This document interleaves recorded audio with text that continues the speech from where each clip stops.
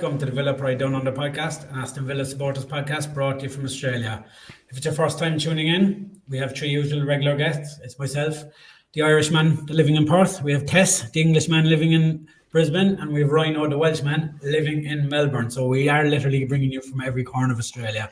This week, we're delighted to have our second guest here on the podcast, and it's the brilliant Neil Dunworth from the Love of McGrath podcast. Neil, welcome to the show, mate. Thanks a million for having me, guys. Yeah, thanks a million. It's great to be here. Welcome, mate.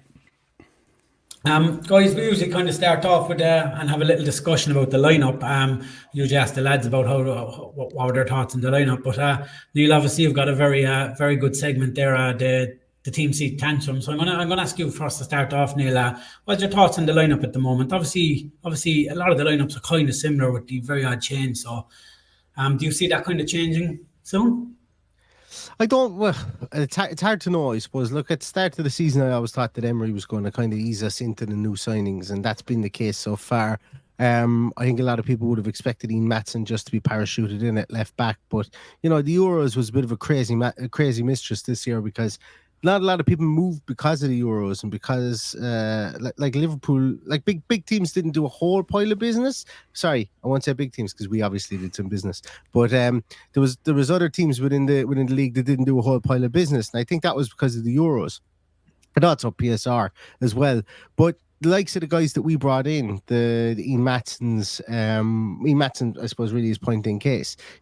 He's only beginning to feel his way into the team now, and I suppose I always kind of really expected that. And the team will evolve, I think, over the course of the year, and we will see that starters will drop out and people will come in based on form. And that's a great way to have it. And I think, to be honest with you, Mark, I think yesterday I think what we saw was probably proof of that yesterday, and the fact that the substitutions completely changed the game. Maatson comes on. I thought he was excellent on the left hand side. Barkley comes into the middle of midfield. He was absolutely brilliant when he came on, and obviously John Duran, the scoring machine, comes on and sticks one away as well. So I'm not surprised with regards to the lineups that we've had so far this year, and I won't be surprised if they change going on into the year, because I think Unai Emery has a plan to I suppose, to utilise all the players that he has this year correctly, because he was a bit burnt last year with the amount of players that he could use.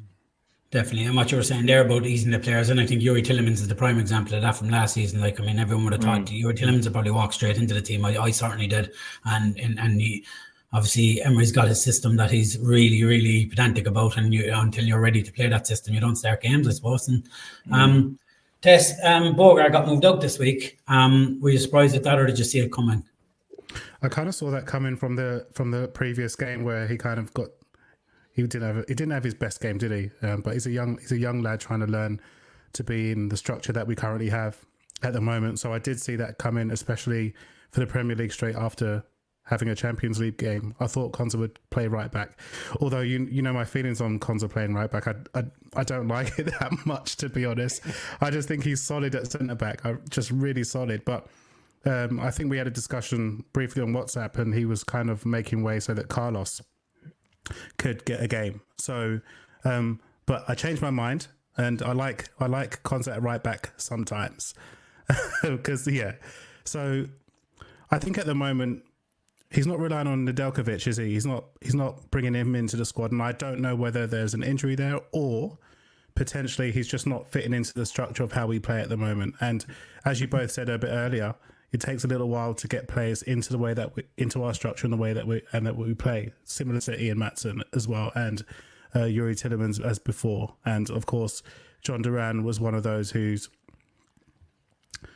taken a while to adjust to the club, let alone the structure of how we play at the minute.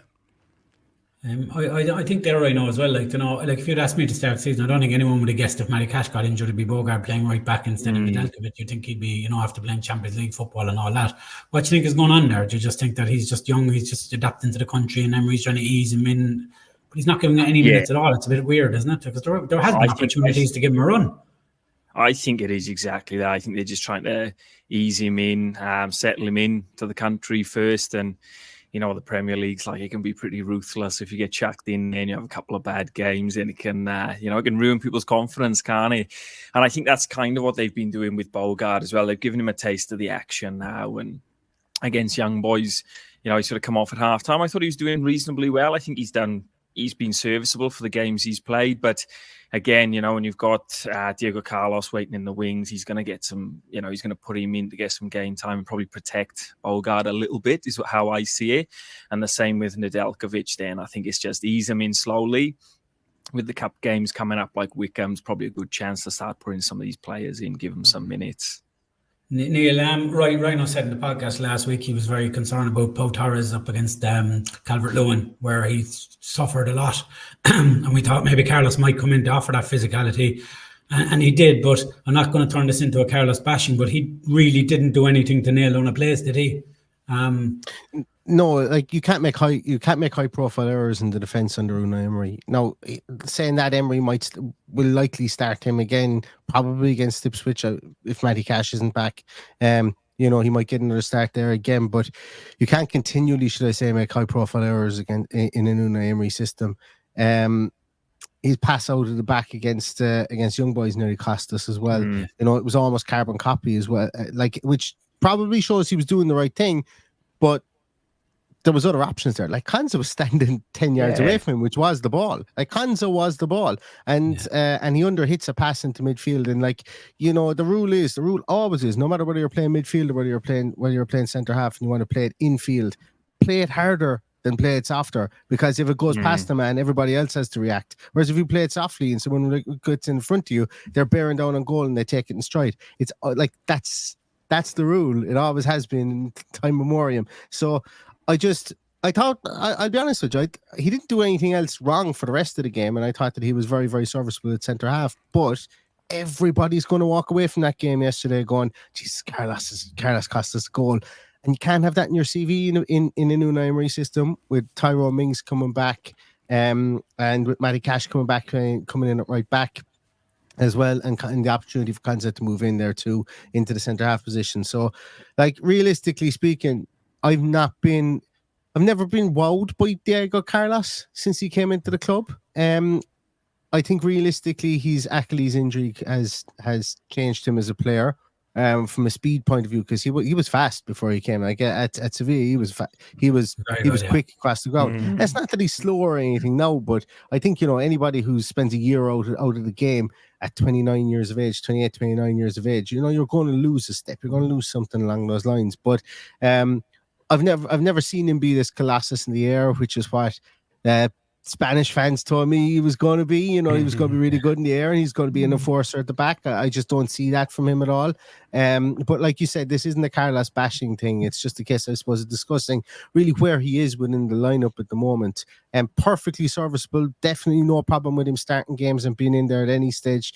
But you know, the thing I want, or the thing that I suppose everybody would come away from that game, and to a lesser degree from the young boys game, is that listen, when Carlos is in there, he passed 2 balls into the middle of midfield and cost us a goal against Wolves and could have cost us a goal against young boys, and we can't have that. We can't have that in this team if we want to finish. Like, we're joint top as we're recording this now, and Arsenal and Man City have to play today, but you know, if we want to stay there, we can't have that. Can't have people passing the ball aimlessly in the middle into midfield. So that's what it's going to come down to, the ruthlessness of the manager, because he wants this team to go places, and everybody is welcome along for the ride, but you just can't make mistakes.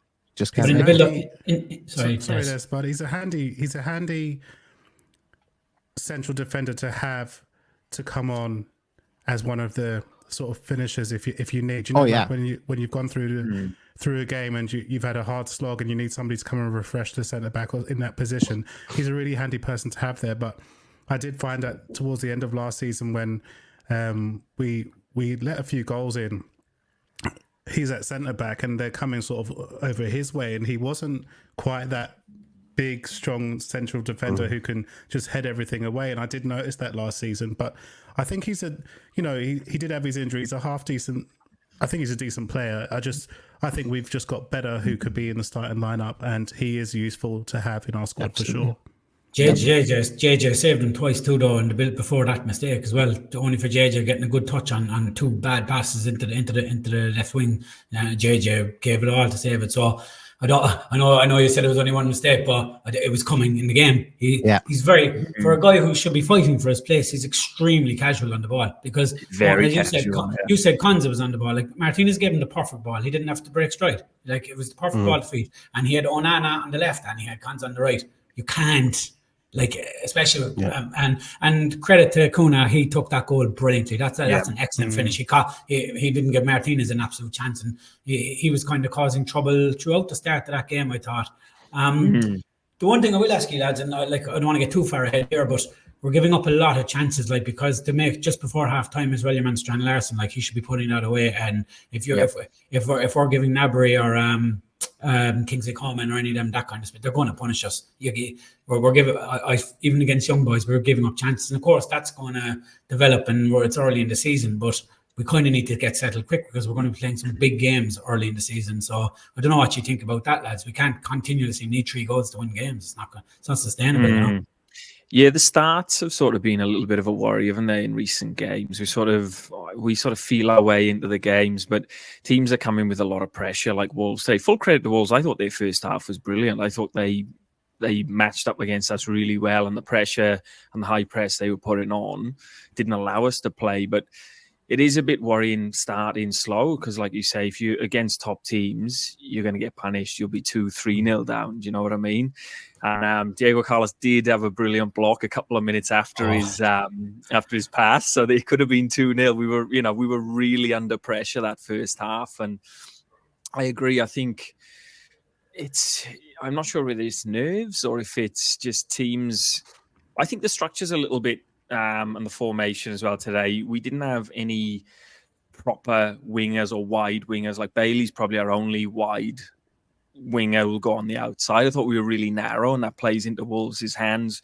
They just congested everything in the middle. So you got JJ and John McGinn. We know they're going to cut back inside, and it just makes everything a bit congested, doesn't it, when you've got Rodgers in there and the Wolves midfield. So I think, the changes, which we'll probably touch on at halftime, with the perfect changes just to open the game up and sort of spread the game a bit. But just getting back to your question, mate, I think the starts are a bit of a worry, but I think we will get better. I think there's a lot of players in our team at the minute that are sort of not firing on all cylinders, and it's pleasing the way managing to come from behind and win these games. And Neil, and touching off that as well, Neil, I suppose, like, to credit to Emory as well, I talk about Bayern Munich and their stuff, but he's going to set up different against Bayern Munich too as he is against Wolves. You know what I mean? He's not going to leave us that open either. Whereas I think he can fancy getting into a game of basketball with Wolves, like, because we might come out on top. But a player who's caused us all kinds of trouble every time he plays us test is Emory. I know he wasn't actually meant to play in the game, but he's a good footballer. And I know he actually came through the ranks with Kamara. I think they played a lot together through the under-8 setup, so they know each other very well. But anytime I've seen him, I've been very impressed with him. Himself and Kuna were kind of causing us all kinds of trouble. We're kind of lucky we didn't go into an alone half-time test, weren't we?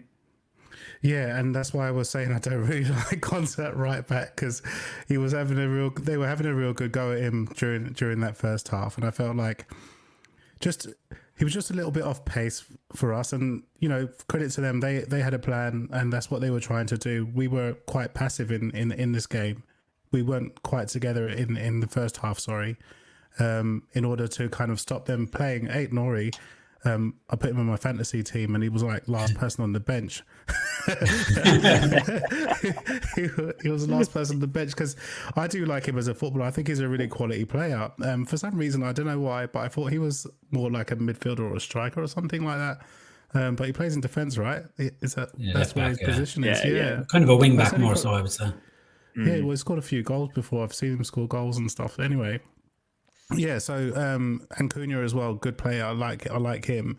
Of course, there's heaps of problems, and Lamina was kind of in the middle there, stringing things together for them as well. So they have a couple of decent ballers in there, don't they? Like, to be fair to them, they're effective at what they do. Like, they do. But my gripe for the first half, really, if you call it a gripe, was just we looked leggy. That's what I think. That's what I said. We looked leggy. We looked a little bit tired, and I don't know if it was one person in particular. It was just as a unit. When we were playing, they were just having far too much time, and we weren't doing that high press like we normally do. And I was worried, actually. I was worried. I was just like, and this was before the goal, and I was just like, oh, I don't know. You know, we had periods of possession. We had periods of possession where we looked okay and we looked like we weren't too threatening, but we also didn't look like we were going to concede a goal until that pass at that stage. But they were on the up throughout that half. So credit to Emory and Cunha, because they are good players. Lamina, good players. And we can't just go and turn up to stadiums and think we're just going to walk all over people. You know, we are that team that people want to beat now. You know, we look at the way we play. Look where we've come from in the last year or so. We are a scalp now for everybody, and so I'm not surprised that they wanted to give it a good go. But at the same time, it sounds really weird what I've just said, but I'm not panicking. Like, I don't panic in the game anymore, because I know we've got weird feeling. Yeah, I don't panic. I'm like, oh my god, this is going to be 4 or 5. Like, I don't get that panic anymore, because Stephen Duran, I've seen the team play, and once we came out second half, you see it again. We come out, we play the way that we play to dominate the game, and so didn't really have any concerns after half time. Neil, the changes at half time. Do you want to kind of run us through here and give us your take on what he changed? Like, for me, before we get into it, I actually think that change was coming anyway. But I actually think it would have been Ramsey would have been taken off. Rodgers would have shifted to the left, and McGinn would have went into 10. But then obviously McGinn's injury forced that. So we made 2 changes at half time, and then we made two changes in the 60th minute. But all 4 changes had an effect for different reasons. Do you want to kind of talk us through the changes and how it changed in the setup overall, do you reckon? Yeah, well, I think obviously the McGinn one was forced with that hamstring injury, and it was one of those ones whereby, you know, it didn't look like he should have had a hamstring injury from what he did, and then when he starts holding it, you're going, yeah, that's not going to be a great one, is it? And then they brought him. They didn't make the substitution before halftime. They wanted to work him in halftime, see if they could get him back up to speed, and turns out it's not the case. He's going to be out for a couple of weeks. The Digne one I was a bit more surprised with, because I didn't particularly feel that he was having a poor game at all. Digne, I didn't feel that he was. He's been good all year, though, hasn't he? He's been good all season. To be fair to him, he's been really effective what he's been doing. Yeah, arguably, and he said this himself, and in not these exact words, but he said that Unai Emery has him playing like the best football of his career so far, and I think that's hard to disagree with. Even, you know, last year he was absolutely phenomenal, and he's been brilliant to start the season. And it's not a case. I spoke about parachuting Maatsen into the team, but the reason Maatsen couldn't get into the team was because there was no reason to drop Luca Digne. There was absolutely no reason to drop him, you know. And now I don't know whether he got injured with that heavy challenge from Gomez, was it? I think. Oh no, Semedo. I think it was Semedo or Gomez. I can't remember which one it was. But that heavy challenge, where he went up in the air and he came down. I don't know whether he got injured in that, but I was surprised to see him come off at halftime. But like with everything that Unai Emery does, it was the right thing to do, because, you know, the width that Maatsen provided us was absolutely fantastic. We went to more of a kind of a trade back situation after that. And it was kind of more apparent that Maatsen was literally told, okay, just you own that left-hand side like you want to own it. And it gave Rodgers a lot more freedom to drift inside. It gave him a lot more freedom to start his position inside and move out left if Maatsen was going to invert, because he did too. He kind of came into midfield and covered for Tielemans at times when Tielemans went forward, specifically because in the second half then when the other two lads came on, when Barkley and Duran came on, we went to flat 4-4-2. It was, and in ways, it was a joy to see, because dash back to the mid-90s. Everyone has been putting them on Twitter, #BarclaysMen. Like 4-4-2 is the ultimate #Barclays. They played very close together, 2-0, didn't they? There wasn't a huge gap between them out of possession. They were very, very, very close together. And that you're dead right, and that was a genius thing to do as well, because what it allowed us to do is it allowed us to stay wide. It allowed us to, and I know Bailey wasn't brilliant when he came on, but he wasn't awful either, you know. So I think we didn't feed him the ball a lot, but when he did, he got to the byline with a couple of corners. But Maatsen then on the other side and Tielemans, they really came into their own. There seems to be, like, it's so funny. Tielemans seems like he's got a connection with everybody in the team at the moment. Like he's playing out of his skin. He seems like he's played with everybody for 2 or 3 years before. Now I know he has with Onana. His football IQ is through the roof, though. Like his ability to find space, man, it's unbelievable. It's excellent. Yeah, it's excellent. Like, I couldn't ever imagine him getting angry. He's one of those players I couldn't imagine him getting angry because he'd be too busy trying to figure out how to solve the situation. That's kind of the way that he comes across in the field as well. And like the delivery he had for that second goal was just incredible. And I'll talk too much about that second goal if we get going. You guys were talking about it. We're talking about it. Nuri, and next thing, Kadza comes in from behind him, ragdolls him, and sticks it in the back of the net. And that's one way to keep Nuri back and to keep him down anyway. That's for sure. But the big change for me was Ross Barkley when he came in. When Ross Barkley has changed the game, arguably 3 games in a row. Against Chelsea, against Everton, changes the game. Against Leicester, he comes in, he settles everything down an awful lot, and he's certainly, like 28 minutes he gave yesterday. Maybe that's all maybe he has 28 minutes at that massive amount of, the amount of work he did and the pace he ran around the field at yesterday was absolutely brilliant. I've taken a clip from Villa TV, and I'm going to run the risk of getting copyright strikes and everything, but there was a part in the game where for about 45 seconds he doesn't stop moving and he doesn't stop chasing his own ball, his own mistakes, and chasing other people's mistakes. I'm just looking at him going, where's this Ross Barkley been for the last 10 years? This is incredible. The work rate he had was brilliant, and the way he settles things down and gives a different dynamic to that midfield, to what Onana can do, which is obviously brilliant as well. It just gets me excited, the fact that we can change up the game so quickly once he comes in as well. So fair play to Unai Emery for the substitutes. They don't even need to talk about Duran, because look, Duran's the world's worst kept secret at this moment in time. He is the most expensive substitute in the Premier League at the minute, I would imagine, and probably the best under 21 striker in the world currently, I would say. And I know people are going to there's probably someone going to find this and go, what about Endrick? What about this person and that person? Nah, you do it in the Premier League against teams week in, week out, with only coming off the bench for 18, 20 minutes and have the record that John Duran has, and then come back to me. So fair play to Unai Emery. He's beginning to learn how to use this squad, which he always was going to, and he's using it well. And that's what gives us the hope but the confidence that when we go one down, that there's tweaks to be made now with the players that we have that can come back and can end up changing the game. That and the fact that Sebastiano Bueno came on, and when he came on, I went, we're winning this game. And myself and my dad were sitting down here with a TV here. I've got a small kind of couch / futon thing here behind me, and we're sitting down, and I turned to the father. I goes, do you ever see this fella play? He goes, no. And I goes, I think we're going to win this game 2-1 now since he came on. I just don't really rate Sebastiano Bueno anyway. So I know, when we were 1-0 down and we made the double substitution on 61 minutes, and we just, the next 10 or 11 minutes, we just piled on the pressure. Do you know what it reminded me of? And I'm not trying to get too far ahead, but the many games I've watched where Man City have went 1-0 down, right? And then in the 65th minute, teams are defending like it's the 85th minute, where they're just blind panic trying to hold on to a lead.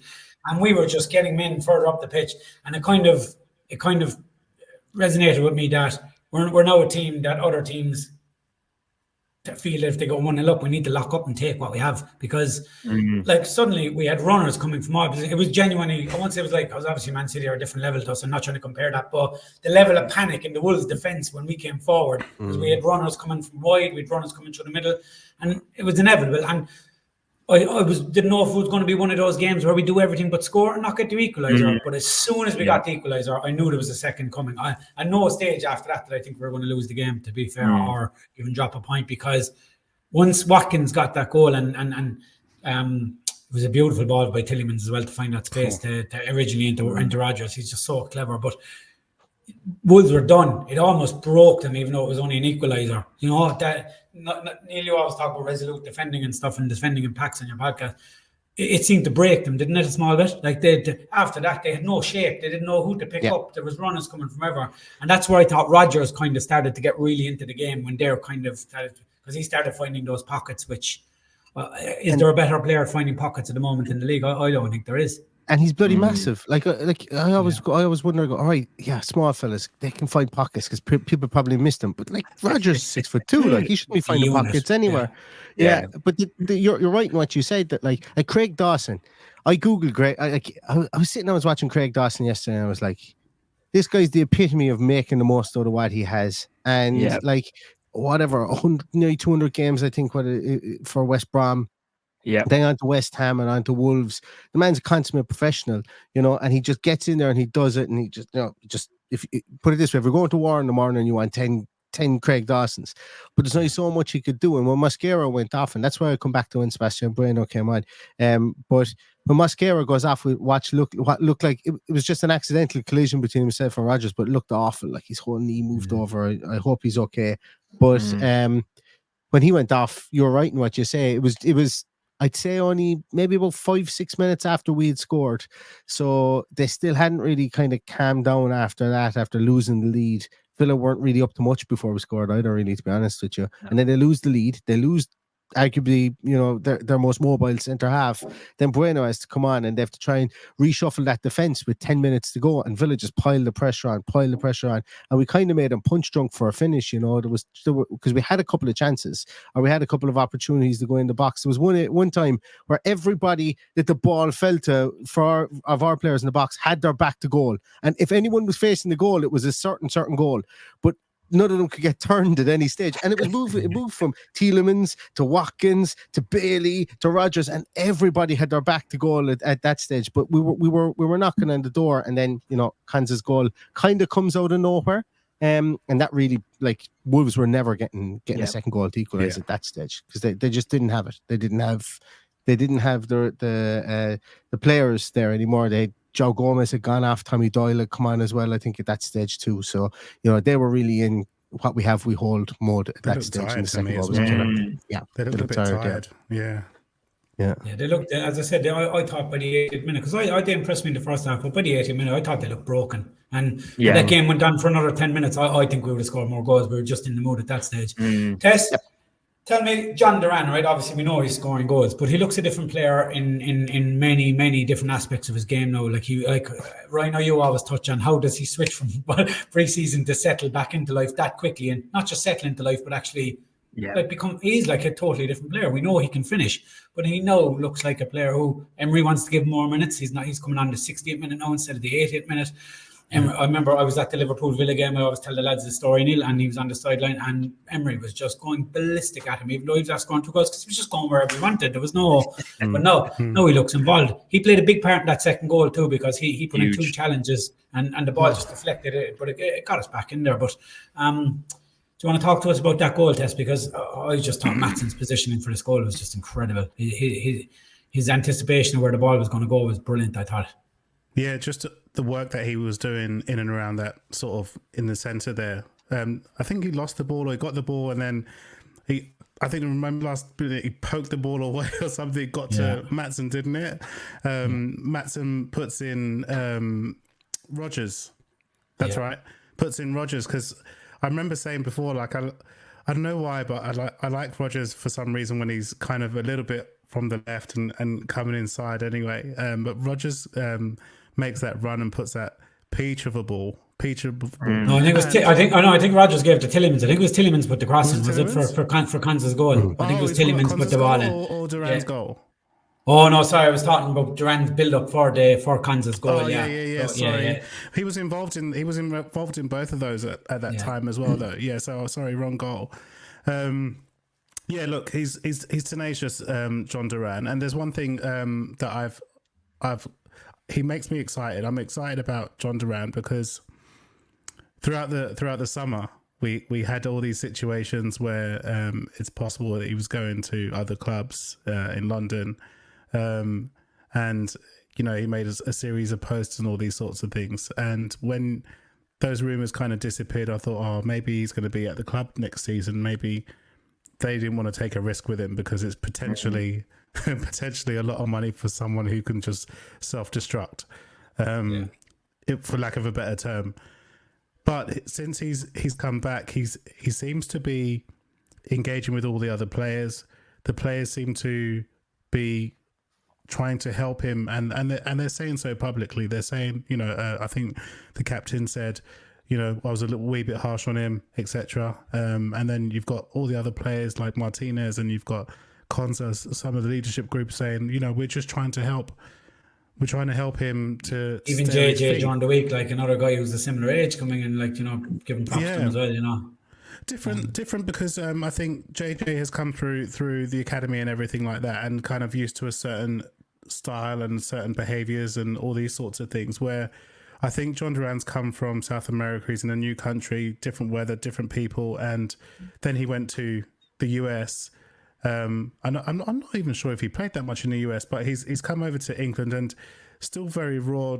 Doesn't seem to have that kind of training that some of our youth prospects would have had growing up. You know, it seems a bit different. He made his first team debut on Columbia at 15. So, like, I mean, that's a very young age to be breaking through, you know. Very young age, but I'm talking about like being a consummate professional and doing your job. You're earning your money and doing your job. And I don't think he was doing that during the summer. I don't think he was doing his job, showing respect to the club at certain points. However, Emory said he wants to keep him there and he's going to work with him and wants to work with him, and he has done. And you can see it. And you can see that the players love to be around him at the moment, especially players like Rodgers. You can see there's some sort of connection there with them. It's giving him confidence, and the leadership group are helping him. So I'm seeing him trying to do his best to get involved in the games, to try and help the team. Of course, scoring the goals is his job, but look, he's doing okay at the moment. Let's just hope he stays that way. And finally, he scores a tap in. So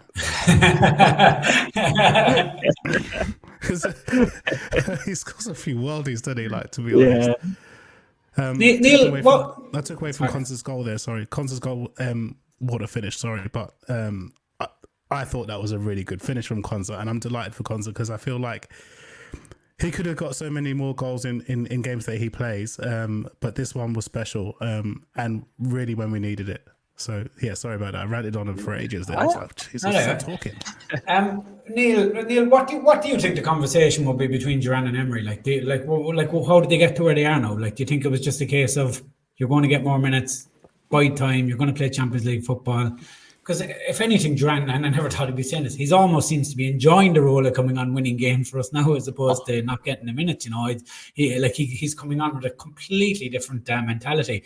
And I thought the best thing of the night I seen was after Watkins's equaliser, the embrace between Duran and Watkins was huge. I only spotted that on the replay after. I actually didn't notice it when I was playing the game, but like they were miles apart playing together last year. There was absolutely no connection there at all. Like, so what? How do you think Emory approached that in the summer? Because it must have been a difficult situation behind the scenes, really. Like, you know. No, be honest. If I ever become a professional footballer, and it's highly unlikely at this stage, the ideal role. But the ideal role, if I do become, will be the John Duran role. Coming out for 20 minutes and scoring goals and everybody chanting your name. Sure, that's what you want. No, not one footballer wants, in their heart of hearts, wants to consistently play 90 minutes every week. John Duran has the handiest, he is the best, he's a win-win position for himself.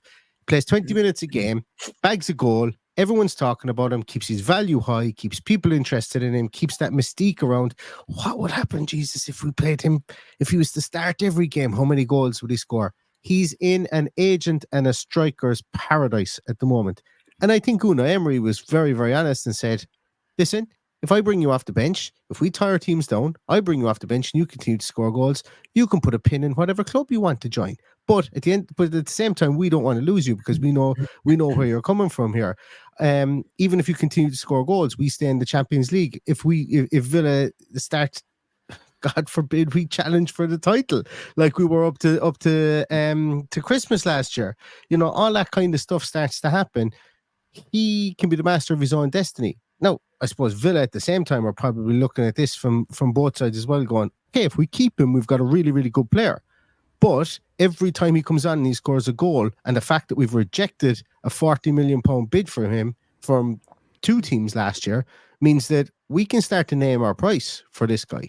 You know, and it's a win-win, I think, for both the club and for the player. But I don't think there's any kind of agreement or anything like that. And I don't think there was any kind of, I don't think there was a massive conversation, because I think Unai Emery is very much the type of manager that says, you're not gone, you're here, let's play you. And that is highlighted, I suppose, last year by Dendoncker coming in towards the end of the season, who was let go to Napoli and came back, and also highlighted by Callum Chambers playing some bits last season. So I think I don't think he suffers fools gladly in that way. And I'm not calling Duran a fool, but you know what I mean? Like, I don't think he dwells too much on that and goes, there's a business side of football, there's a non-business side of football.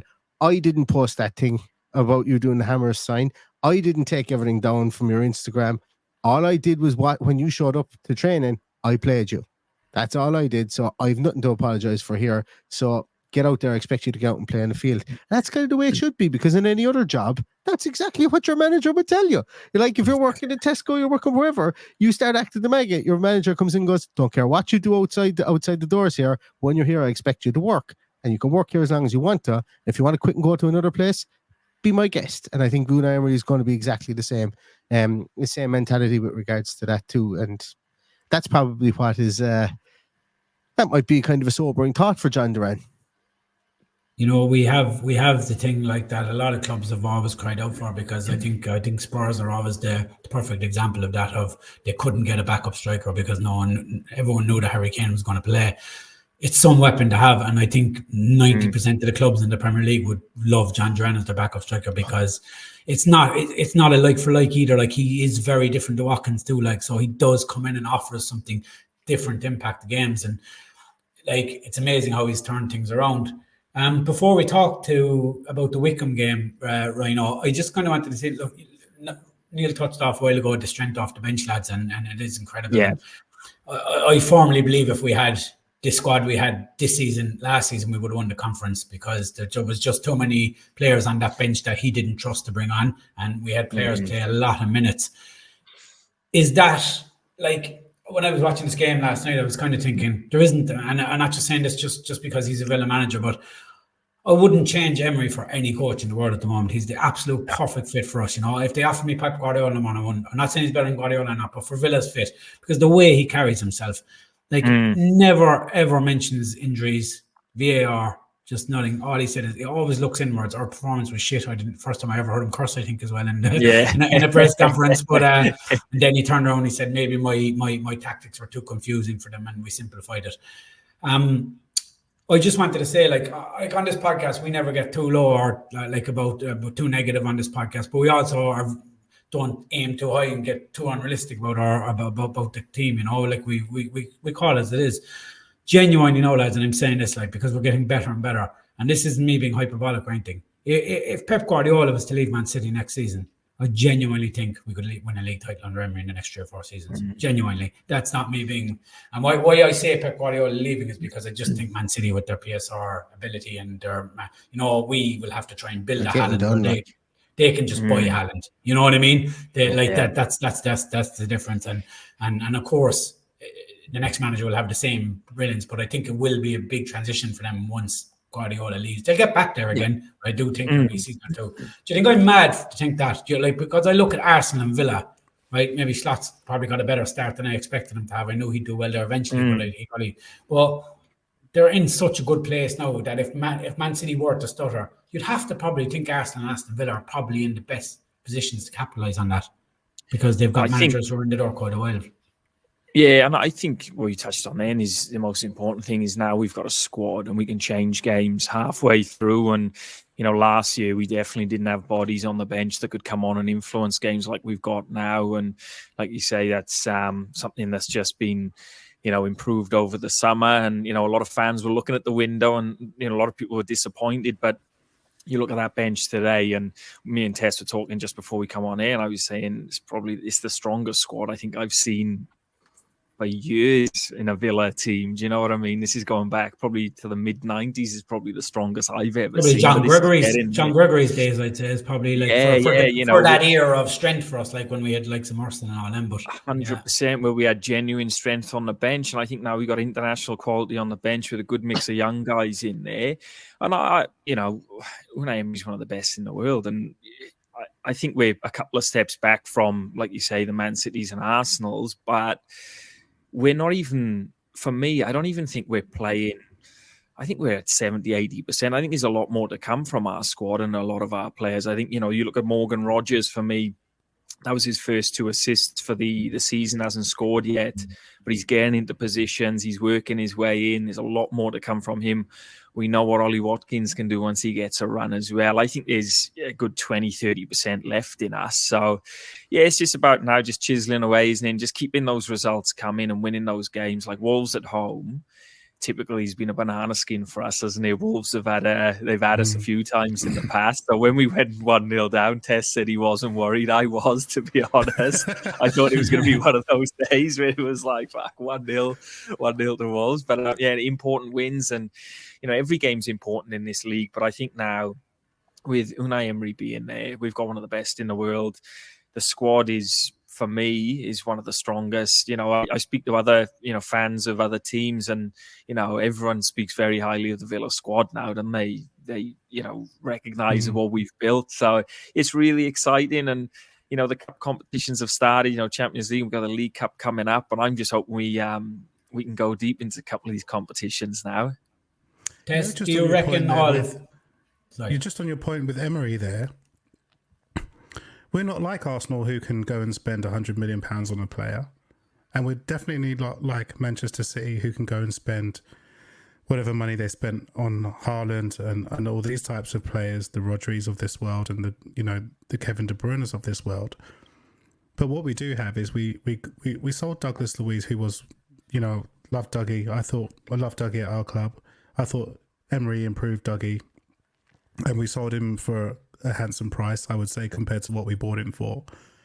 And then we had Moussa Diaby, who we bought as a player quite expensive, but because of the European version of PSR, is it ESR? Is it something like? Anyway, so along those lines, we had to sell Diaby, but we've brought in someone like Morgan Rogers for, what was it, 18 million or something like that, was he? Morgan Rogers, about 18 million. We'll go 18 to that on appearances or whatever eventually. Yeah, all right. So 15 to 18 million. We bought Morgan Rogers, who, when we spoke about this on the podcast last time, but just before Diaby was sold, I thought Rogers could do the job that Diaby did. So far, he hasn't really had the impact in the amount of goals, etc. So far, but he's a young player with extreme potential, and Emery's improving these types of players. He's improving the Jacob Ramseys of this world. He's improving the Ezri Konsa's of this world. And when he brought in players, he's bringing in astute signings like the Pau Torreses of this world. He's brought these types of players in who he thinks can fit into the way that he wants and his structure of the way that we're going to play the game. So, in response to what you said, I genuinely believe if Pep Guardiola wasn't at Manchester City, they're gonna struggle to find another top quality manager who can come in straight away and have the successes that they've had. We are building something special here. We are building a team full of young, hungry players who are learning a particular type of way to play football, and it's exciting to watch. And not only that, he's coaching players that don't cost these big massive fortunes and making them compete against the players that are costing £100 million, so in a few years I'm hoping that I'm not going to say that we're going to win the league, but it is a possibility if we keep progressing the way that we are, and by the time some of these players get more experience, they're just going to get better and better and better, and it will allow us to compete with the top two, top three. I think. I don't know how soon that will be. But I think Emery is undoubtedly, in my opinion, like second best coach in the world for me. I'm trying to think of all the other coaches, and some coaches get a lot of praise because they were managing at Barcelona or they managed at Real Madrid and they won this and they won that, but some of them actually inherited huge teams, massive teams who it wasn't really difficult for them to go ahead and win trophies. Well, not to say it's not difficult, but it would have been easier for them to go and win trophies. They didn't have to coach all of these players. So yeah, in a few years, I think we should be competing with the top two to potentially win a league if we can continue like this and Emery continues with the project, for sure. Definitely. I could hear everything you were saying there when I was gone. I just had to run. I'd go and get a baby monitor here because the kids are going to sleep. But I agree with some of what you said there, and just on the Emory piece there, I just want to chime in on that. While we could potentially, like, I think lightning would have to break rightly for us with regards to this, and we would have to catch lightning in a bottle. That's the phrase I was trying to get for us to win a league. But I think for myself, and I think for a lot of Villa fans, and I think for us to do that, we would need successive years in the Champions League, because like the dirty word of PSR that you mentioned there, and it was SCR, squad cost ratio, is the one for Europe. That ain't going to get any easier next year. We're in a stage now whereby next year, if Villa happen to be in Europe next year, squad cost ratio this year I think is 85%. So you can spend up to 85% of what your squad costs, and next year it's only going to be 75%, and that's where the limit. It's going to come down to 75%, provided the rules stay the same. So there's a lot of work to be done from that point of view. So from a stability point of view, I think the club will look, hey, no one's going to turn down winning the Premier League if it breaks our way from that point of view, obviously. But I think they will have their own little trophy made for fourth place every year for internally in Villa Park, and they will hand it out and they'll drink out of it, and it'll be something to rise above their heads, because from a financial stability point of view, or to be able to to kick about with the big boys, they're going to need that. And I don't want to get down the PSR rabbit hole, because to be honest with you, I don't know a whole pile about it. But the easiest way, I suppose, to get over PSR this year is to just go away and win the Champions League first, and then we worry about the league afterwards. That's what we'll say today. Do you reckon that we'd probably need like a sustained period in the Champions League, competing in the Champions League every season from what say 5 years? I think 3 seasons. I tried to do amateur mathematics on it, and I think 3 seasons will probably do it, because what that would do is that would give you a prolonged period. Obviously, the PSR goes for 3 seasons within the league. So if you can get 3 seasons ahead of where your finances are, then I think that you're probably looking that way. Also, I remember, I'll never forget Christian Purslow saying previously that when we got promoted, that when Villa got promoted, Bournemouth could give a player X amount of wages, and Villa were never going to be able to do that. And like, Bournemouth have a stadium that holds 18,000. Villa have a stadium that holds 47, 48. And when you look at the disparity that way, is that you have to build your revenue before you build your costs. That's the rule number 1 of business, and I think that's realistically what PSR is at the moment. And 3 sustained years in the Champions League, I think, would stabilise Villa for 10 years into the future, whereas winning the league once might stabilise us for next year, if that makes sense. So for me, I think the smart move is, look, win what comes in front of you. Don't get me wrong here, Jesus. But, say if bullets need to be saved in the chamber to kind of get you through the year so that you can get third, fourths every year, I think that would be the building block for Villa at the moment. But it'd be nice to see some silverware in some shape or form this year. But I think the club I think fourth in the league is just, I think the club will be doing somersaults if that happens again. But do you not think, Donnie, like after what happened to him at Arsenal, like I think that hurt Emery more than what he'll ever admit. Oh yeah. Does he want to come and do something special, win a league with an Aston Villa, to say, this is me. I don't need Pep Guardiola's money. I'm a real coach. I can win leagues. I can do this. I can build teams. I think arguably he's done something special with Aston Villa already. I think of course. Turnaround. The 21 turnaround already is like, it's gotten world football looking at us again in a different light. Last time world football looked at us was Big Fat Ron, I'd say. It was around that area, and Villa were cool. We had nearly won the Premier League in 91, 92, wasn't it? And then the Premier League, and then Villa were a perennial high flyers, winning league cups and so on. Then obviously we win under Brian Little, but it's a completely different landscape now.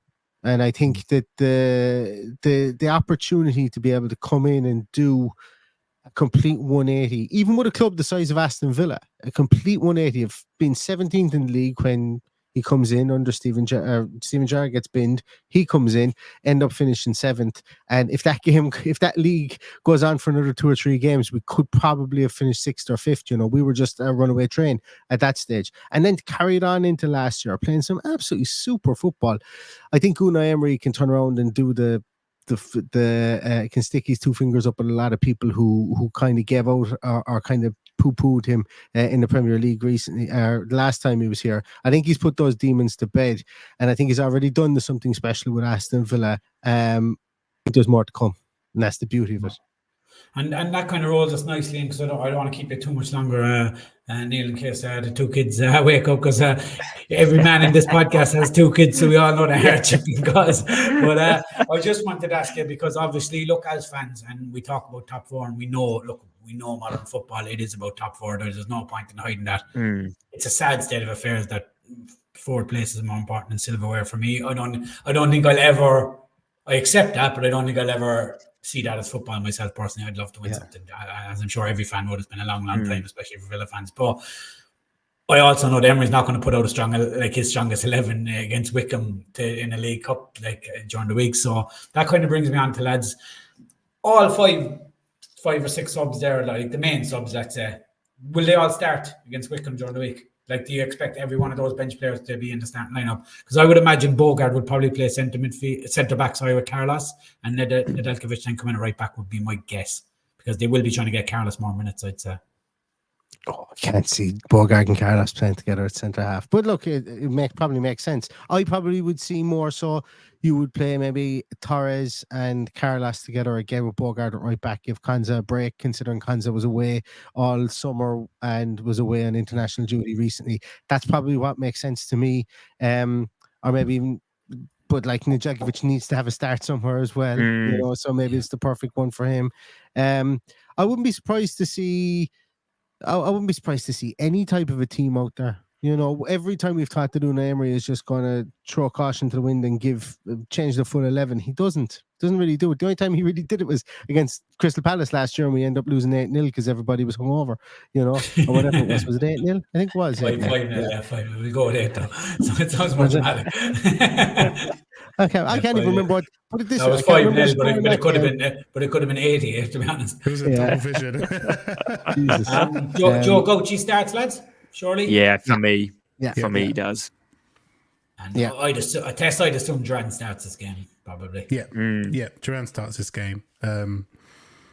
He's going to play, and Nedeljkovic, I would imagine, will get minutes in this game as well. I agree. That Pau Torres will probably play. I think he will play, and Konza might get the break. And then Barkley to start.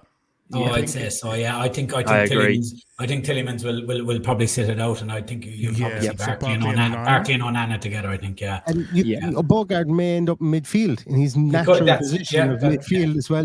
He might be played in there too. Yeah. So Swinkles, could he get a run at centre back?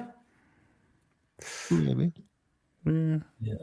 And obviously, Caden Young has been on the bench a lot recently. Neil, he hasn't actually played for the first team at all, has he?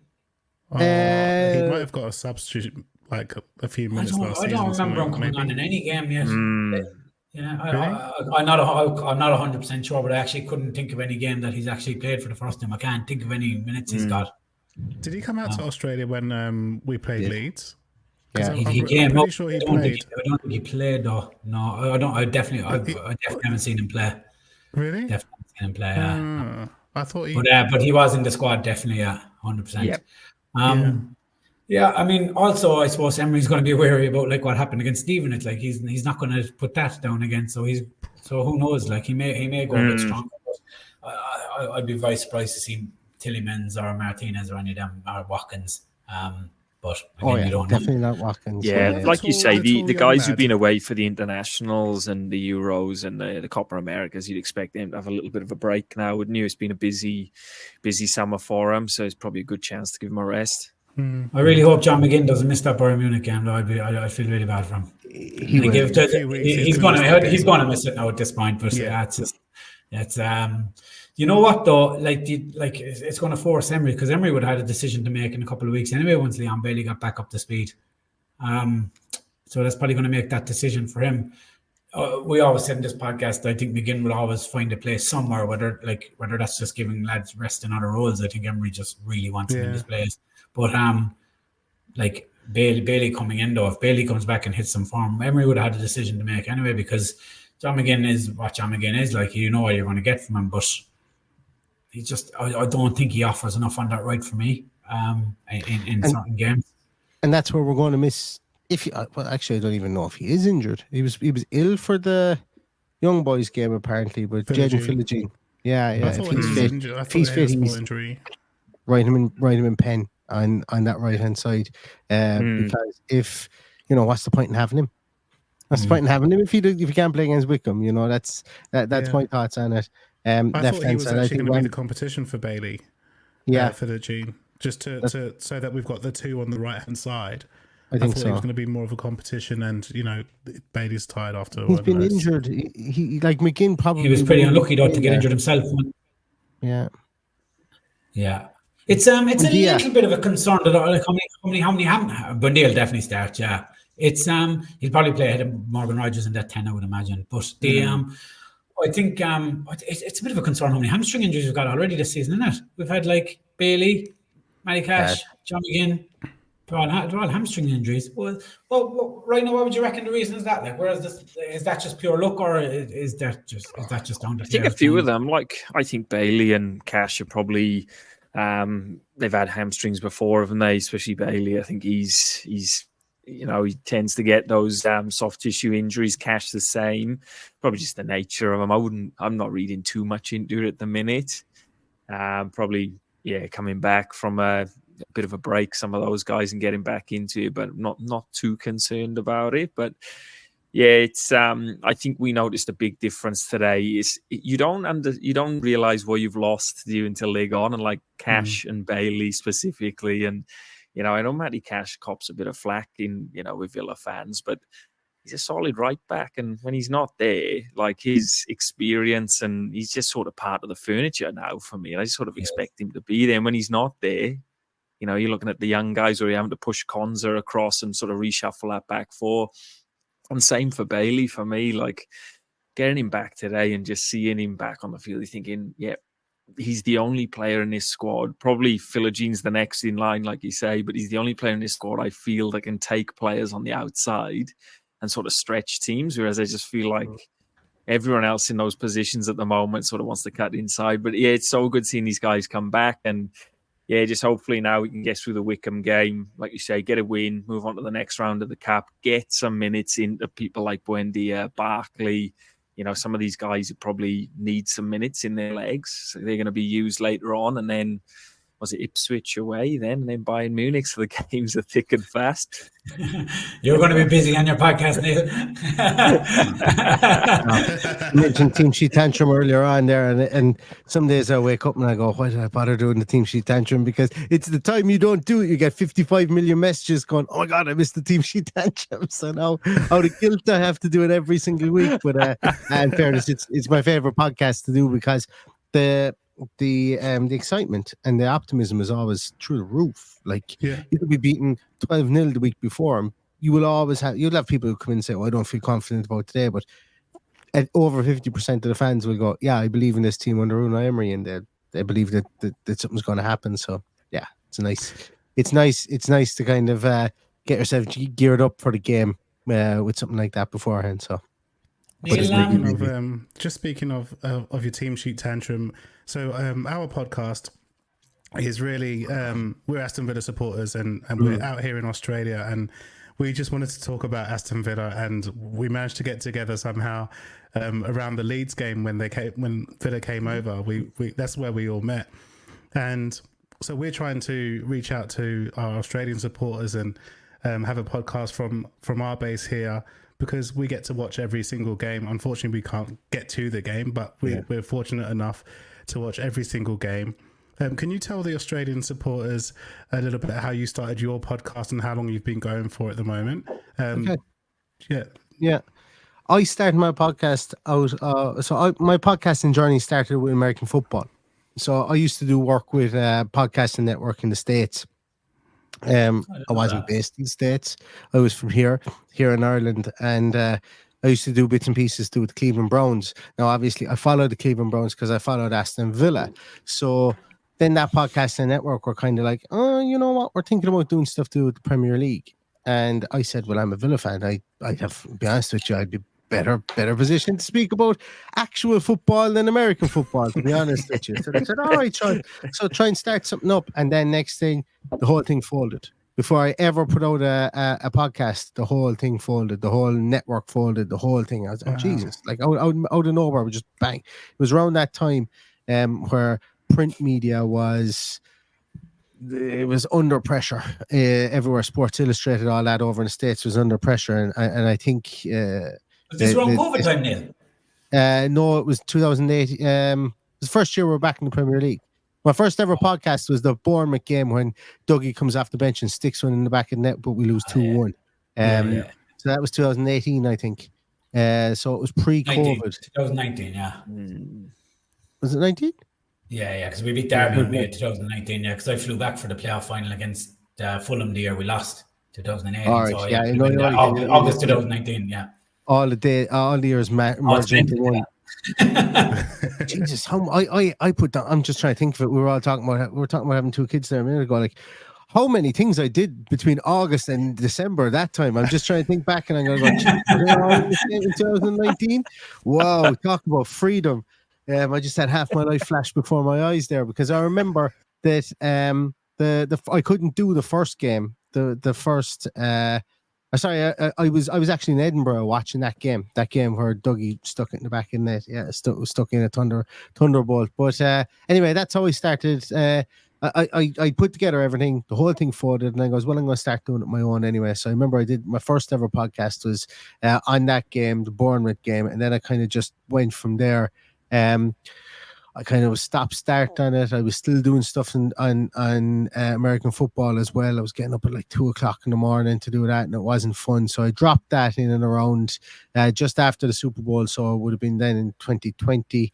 And Paddy came on board then full-time with me in 2020. He actually messaged me and went, you haven't done a podcast in about 2.5 weeks. Imagine there being 2.5 weeks without me doing one now. But back then, it was 2.5 weeks without doing a podcast, and Paddy messaged me, and I think his words were something like, what's the story? Have you packed it in? Did you get sick of it? Would you ever get up off your arse? And I didn't know Paddy at all at this stage. It was something like, would you ever get up off your arse and do another podcast?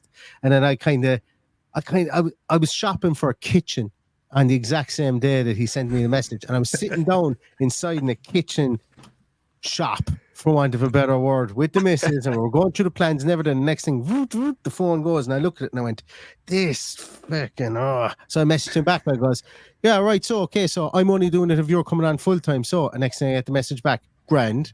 That's all I got, and I was like, "Oh, he called my bluff." So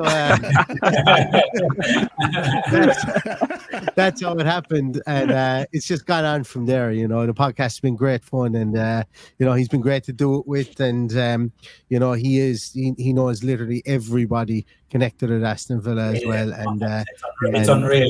The people he knows, it's unbelievable. But bounce well. Like he goes to League of Ireland matches here, and then he'll message me and he'll go, "Oh, I'm meeting this fella here. He played with Villa from this time to this time." You're like, "Jeez, Paddy." Like he can't. Everything he does has this ulterior motive of Villa being behind it. You know, even you know, during the week when he goes to stuff that is not Villa related, he'll always be lining up somebody to meet that is Villa related there or something. So he's absolutely still mad about it. But yeah, so that would have been 2019 we started. So we're probably about 5 years now, I would say the podcast is going, and yeah, it's been good old crack. One of the biggest reasons I wanted to keep it going was because Father Time is undefeated. I think we can all agree with that. And coming to my early to mid 30s at the time, I was kind of going, right, the fun is going to stop here. I'm not going to be able to play as much sport myself, and I did. I just went, right, I'm not playing anything this year. Stop playing hurling, stop playing Gaelic football, stop playing soccer. Just went, boom, not playing anything this year. That's it. You need something to distract you when you finally make that decision, because it's such a huge part of your life. Like that's what this was. This was like but I still need to fill the gap with something.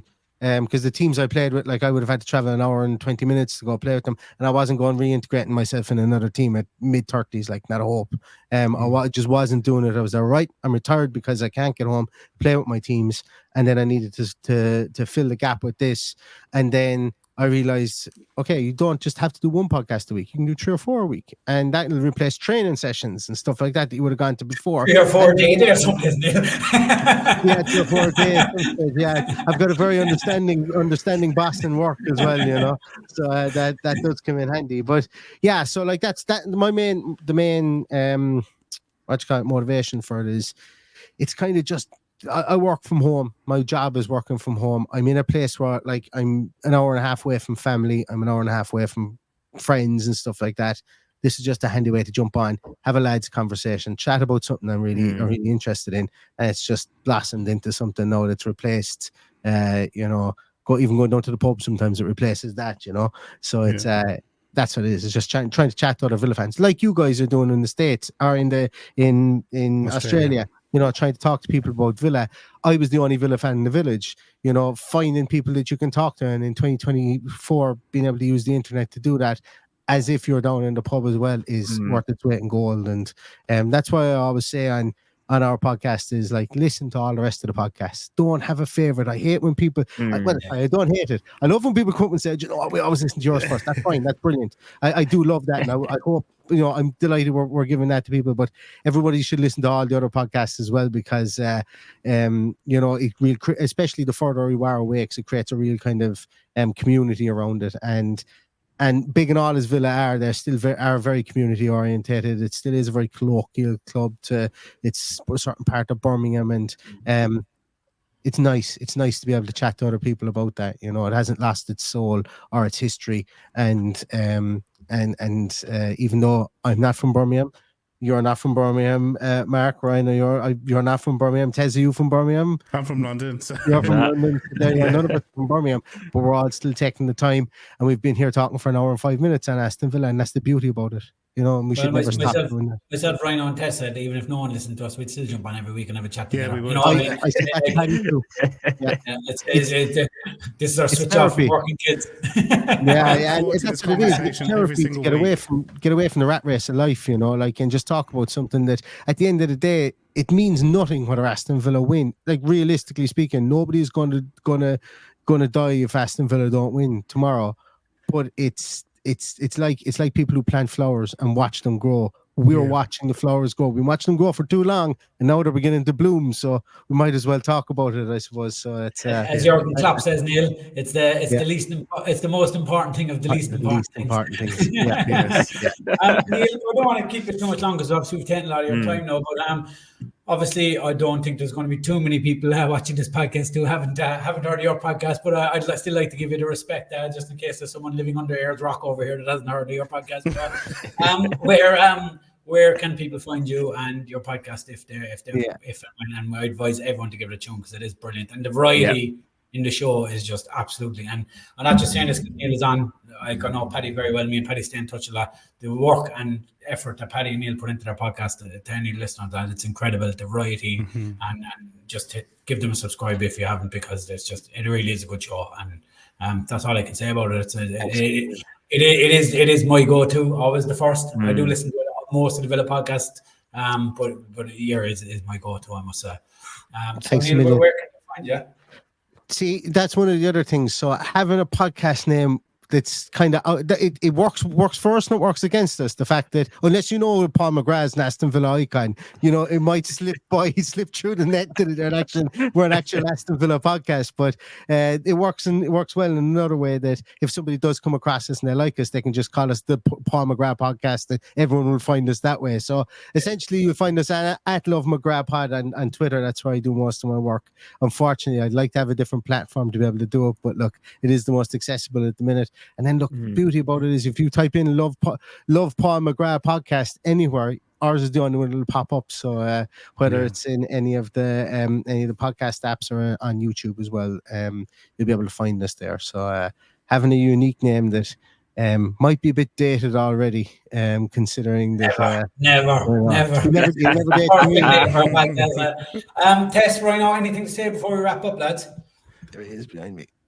Go ahead, Ryan. I just want to say thanks to Neil coming on, and I speak for a lot of Villa fans who enjoy your podcast, mate, and the effort you guys go into doing it. And provides me with entertainment on my drives to work in the morning and stuff. So yeah, thank you very much for coming on, mate. And just really excited now for the next few games. Bayern Munich at home is a massive game, and just very having fitting, them. isn't it? Given with Gary Shaw and everything, it's very fitting now. It is. It's massive, and just we spoke around the last podcast. It's like a dream come true, isn't it? Seeing Villa playing a team like Bayern Munich at home in the Champions League, like let that sink in and just enjoy it, So that's unbelievable. I just want to say thank you to Neil. I've been in his Twitter DMs and I've been messaging him for help on certain technical bits and pieces and pieces of advice, and you've been grand in helping with that, Neil. So I really appreciate you getting back to me and helping us out. I remember the first time I DM'd you, it was when Villa came to Australia actually, and I was like, I don't know if by any chance if you know where they're training or anything. And he came back to me and says, "Oh, if I find somebody who knows, I'm going to get back to you and let you know straight away." And I remember that was the first interaction. And then once we had started doing the podcast, I thought, "Oh, I'll just reach out to him and ask him about this, and I'll ask him about that." And you've been really helpful. So from all of us, we are really grateful for that. To you and to Paddy. Also, just for those who are listening on Spotify and Apple Podcasts, if you can find us on Instagram at Villa Pride Down Under and on X or Twitter at Pride Down Under. Please smash that like, subscribe button if you're on YouTube, and thank you all for listening. And we'll take it away there with Neil. Do you want to sign us out, Matt? Thanks a million, everybody, for having me on. Whatever time it is in Australia, whenever you're listening to this, I hope it, because as I say, you guys are in the future. You should be able to give me a lot of numbers at this stage so that I can become a rich man later on. It works that way, I'm nearly certain, doesn't it? I think it works that way. But listen, thanks very much, everyone, for having me on. Here's to an absolutely brilliant rest of the season, and even just brilliant next week, because as I say, the games are going to come thick and fast. But enjoy every minute of it, and all that's left to say is up the Villa. Up the Villa. Up the Villa.